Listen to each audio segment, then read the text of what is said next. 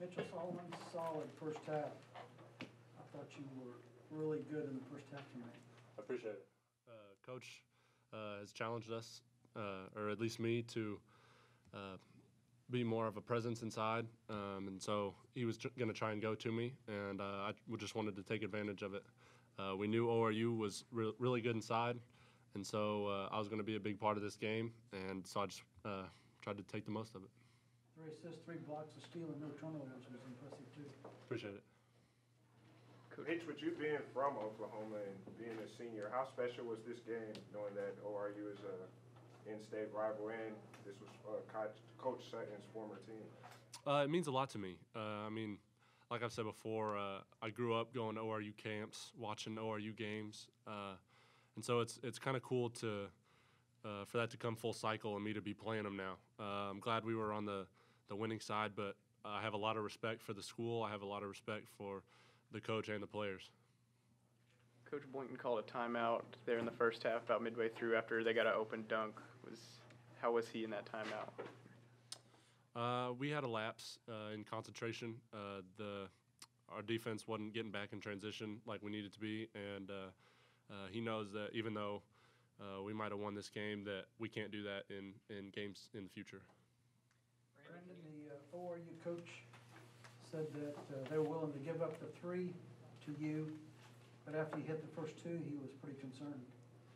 Yeah. I mean, yeah, that's how teams been guarding me so far, giving up the 3s. So I just stay in the gym, work on my 3-point shot just to be kind of indecisive so people just can't back off of me. 9 assists, no turnovers, a big night for you.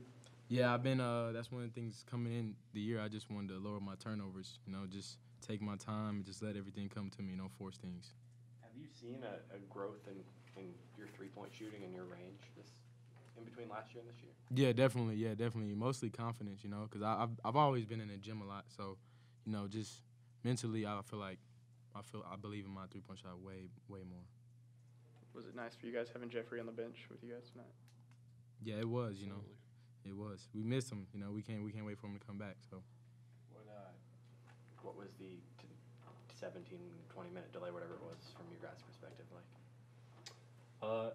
It's a little frustrating just because we're just kind of standing there, getting cold, not being able to stay in the zone. But I guess things happen. Brandon, you hit a couple shots early like you did tonight, and it looked like you mentioned the confidence. Does that get you going, and does that kind of help carry you through as well? Mm-hmm. Yeah, always hitting your first shot. I mean, especially your first few. It gets you going mentally. So. It picks up my defensive intensity and everything. So, yeah, it got me going. Brandon, after that long delay, then you came back in the game, scored right away. How did you keep that focus through the super long timeout and keep doing what you've done in the first? I don't know. I just played, just let the game come to me, and I saw open shot, I just took it and went in. How long did that delay seem? Like on the court? Forever. Yeah, it was a long time. Was it strange to not have the shot clock up there? Yeah, it was. I kept asking. I was like, man, what's the score? Like, what's the shot? I don't even know.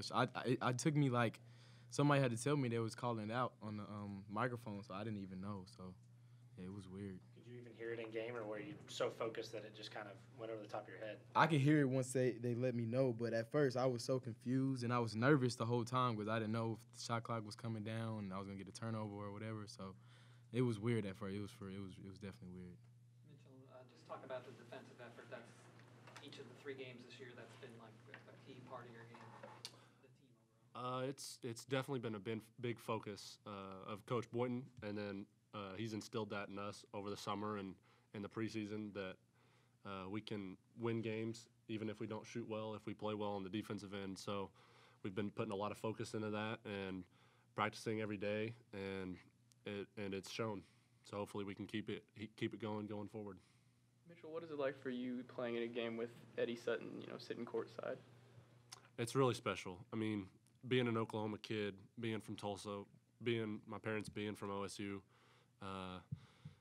growing up a Cowboy, just being able to be a part of this tradition is really special. I almost can't put it into words.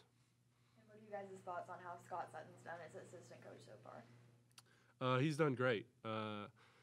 He took a week or so to kind of get into the groove, get gelled in with all of us, but He's a great guy. He stands for the right things, just like the rest of our coaching staff, and so it was an easy fit. And so we're really excited to have his wisdom and his expertise going forward. Mitchell, talk about where your comfort zone is on minutes played. I think you played 17 minutes in the first half. That seems like a lot to me. What does it seem like to you? That's a lot. I think that's a lot for anyone, but I'm going to come in with the mindset that I'm going to do whatever the team needs me to do. We practice for, 2.5 hours, 3 hours every day, so playing for 17 minutes if I need to. I might get a little gassed, but if my team needs it, I'll be able to do it. I was proud of our guys for, once again dealing with some adversity and being able to overcome a fairly slow start tonight. We weren't as sharp defensively tonight as we were the other night to start the game. And then we got a few stops and easy baskets, and that kind of sparked us. So, for those guys to finish the half well and then start the second half equally as well, then deal with whatever that was that happened with the scoreboard and not flinch. And we didn't start messing around and, just throwing up shots. We still shared the ball. We still guarded. We still rebounded. Again, just shows how I think the character of the players within that locker room. So I'm really proud of them. Mitchell Solomon was really good tonight. Played 17 minutes in the first half and had 12 points, and thought one of his better games. Yeah. Mitch is a kid that we try to continue to pour confidence into. He's a good player. He's better than he thinks of himself. And so our job is to try to help him understand that when he starts to believe he's as good as we think he is, that he can be a really, really big contributor on this team, well into Big 12 play. I'm not just talking about in games like tonight where the score is kind of out of hand early, or early in the second half, I should say. But, for him to rebound the way he did and be aggressive offensively, something that we'll need later on down the line. I think at the final media timeout, ORU had only scored 11 points in the second half. In a game you guys are up by 40, to see that kind of defense down the stretch, how pleased were you with sort of that complete effort? Yeah, I tried as much as I could to continue to preach the message in that delay of let's just keep playing the right way. And the right way to me means we have to be who we are, no matter what the score, no matter who the opponent, no matter where the game. And that means we're solid defensively, we share the ball offensively, and we shoot jump shots, but we shoot them in rhythm and after ball movement. I thought we shot maybe too many threes in the second half, but yeah, like you said, for us to have the defensive effort sustained as long as we did, even though the game was kind of getting out of hand, shows the mark of a team that's really committed to it. Brandon's scoreline with 9 assists, no turnovers, 21 points. That's about as good as it gets from him, right? Absolutely. And he would tell you he probably can get 30 or 40 in those same numbers. But, again, he's a kid who's earned this. He truly embraces the let's work mentality that we've had since day one. He spends as much time in that gym as any basketball player I've ever been around. No one spends more time working on their game, and he's starting to bear the fruits of his labor. And Coach, what was it like for Scott Sutton coaching on the OSU side now after coaching for ORU? Do you know if any of his former players came up and talked to him or anything? I'm not sure. I tried not to make as big a deal out of it because, I don't want to make it emotional. For him, I wanted it to be as much about just doing the job, and he did a great job with the scout. Obviously, he was very familiar with their personnel, not as familiar with their scheme because it's a different coaching philosophy now. But he wanted to win bad, I know that, and he got that done tonight. And I know at the start of the year, one of the earlier availabilities, you mentioned how you talked to Eddie Sutton, and he'd been so happy that you're trying to emphasize defense and all that. What did it mean to you to have him here at Gallagher-Iba tonight? Well, it was great. Anytime you have an opportunity to have Coach Sutton around, just his presence around the program, I think brought a little bit more energy to our crowd, just knowing that he was there. So as much as he can come back, we'd love to have him. Coach, you called a timeout there after they had gotten an open dunk. I think it was 19-17. What was your message in that timeout? Yeah, it was kind of like it was a different play, but similar. We've got to be better in transition defense, and when we get better there, because our half-court defense has been really, really good. And so if we don't give up baskets and a broken open floor, we could be a team that's, gives teams really, really, really a lot of problems. So my message is, guys, we just have to communicate better. That was just a breakdown of communication, and we talk about it every day. Great teams have unbelievable chemistry in terms of talking on the defensive end of the court, and we just had a breakdown there, and we needed to correct that right at that moment. They showed you guys a 1-3-1 quite a bit throughout the night. In the first half, it seemed to be working for them pretty well. What changed in the second half whenever they showed it to you guys? Well, we hadn't faced it yet. It's the first time we've seen it, and that's on me as a coach to prepare my team. So for us to not have been as prepared to start the game, that's completely my fault, and it's something that we'll get better at because I'm sure we'll see it again. But we got a little bit more comfortable, and we're able to get some easy baskets, and that loosened things up for us. Given that, I think you played 18 minutes in the second half, I assume Cam's just a minor disciplinary, keep him out for the first half. Yeah, I mean, we have standards and rules. He was late today, and that's part of the deal. No harm, no foul. It's a lesson learned, and certainly something we want to try to nip in the bud. Cam's a great kid, and I told him at halftime when it was time for him to be available again, hey, I still love you, but the standards don't get lowered in this program for anybody. Everybody has to follow the same rules, and he'll learn that lesson, and I'm pretty confident that he'll be better moving forward. Bit of a special sentimental moment there towards the end of the game. You had Bryant Reeves on the sidelines, you had Coach Sutton on the sidelines, and you had Trey Garden, Spencer Sutton. Kind of, what was that like to watch that moment for you? Yeah, that was awesome. Just to think about what that meant, 20 years ago, right?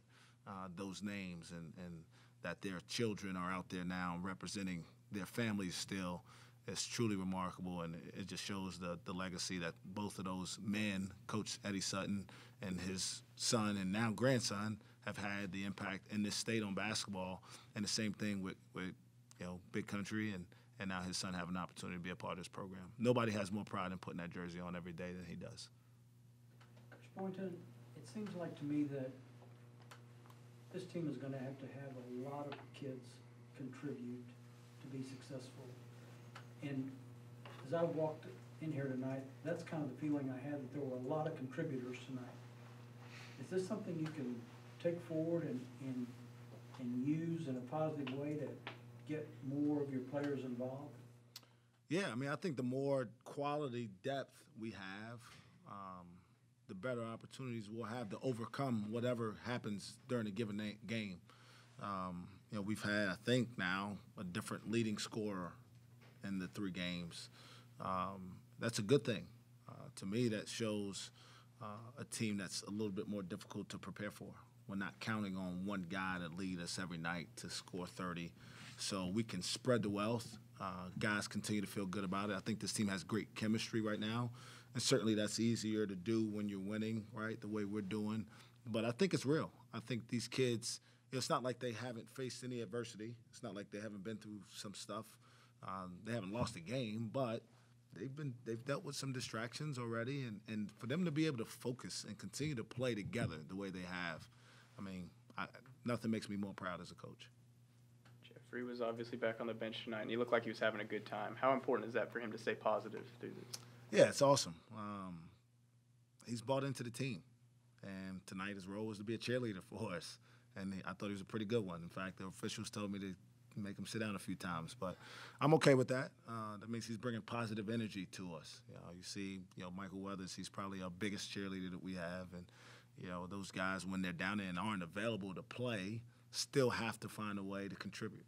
Everybody's got a role, whether they're playing or not, and bringing energy is sometimes what we need. Do you know yet if there's any change to their status going to New York? Yeah, I don't know yet. As soon as we know more, we'll kind of pass that information along. We're hopeful, but these sensitive issues, and we'll deal with them as they come along. You mentioned it at the beginning about the prolonged timeout. When you're sitting there trying to drop the play for out of timeout, and you just keep hearing that buzzer, when did you start realizing that something was wrong? Yeah, so 2 games ago, Thomas Azawa had missed like 3 threes in a row, and he was talking to himself as I was trying to manage the timeout. And so I asked him if he was done talking so I could coach now. And he did eventually, and he made the three coming out of timeout. But tonight, the horn wouldn't stop. So I asked Thomas, I said, now it's their turn, right, to just distract my timeout. We had a play drawn up. I can't even remember. I don't think we executed it at all.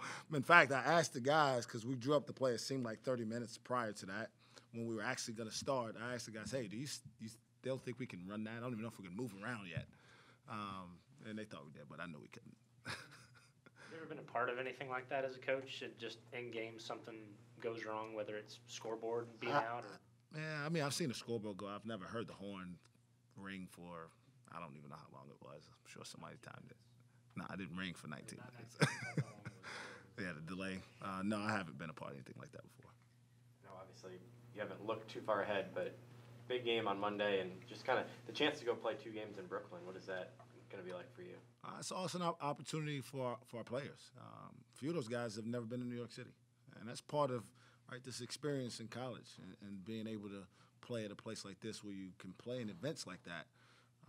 For them to go up there and experience what New York City is like and be in that atmosphere where this time of year, especially with the holidays coming up, there'll be a lot of energy, a lot of people around. But we know first things first, we have a really, really good opponent. Obviously more talented than anybody we've played thus far. Unique challenge in that we're not talking about a good guard or a big post player, a good post player. They've got a lot of good talent. And so we'll start preparing for them, probably me tonight at some point, and then our players probably sometime Saturday. Are you leading a sightseeing tour? I hope not. I've been asked to do a few things that I want to just focus on trying to get us to win a game first. You should see what it's like trying to get on these. Thanks, guys.